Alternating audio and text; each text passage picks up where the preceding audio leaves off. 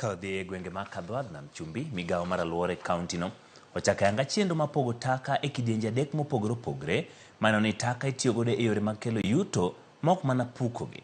Ma en bang' yangore ni kwan 56% mag taka duto mawito Mombasa ema ichoke kaunti mangima. Kwan 44% to dong' ka chido aluora ka achiel kod nam. E chenrono michako e gwenge mopogore opogore Mombasa mabiro monyo omenda ma shillings milion 8.7. Kaunti wa Mombasa tiyo kanyakla gi riwruoge mopogore opogore magin kaachiel kod WWF ka jogo machoko taka e mieri biro dwar ni neno ni taka go opogi chuth eka tergi kuonde ma owinjore.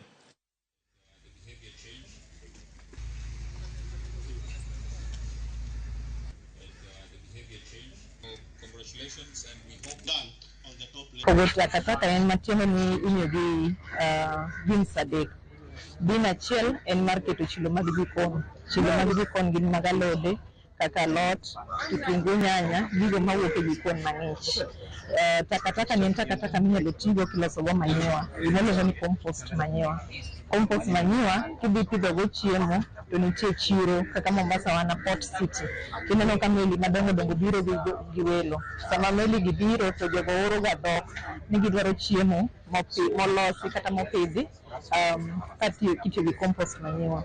Kwa ufupi tume identify nyumba 800 ili tuanzishe huu mradi ambao tunataka kuona vile itaendelea. Kisha tukishaona vile inaendelea tunafanya kazi pamoja na county government ya Mombasa. Swala la waste management is purely devolved, hatungoji mtu yoyote. So sisi tutakwenda kuimplement the EPR regulation, tutachukua zile zao kule, will customerize them na tutaanza kibarua.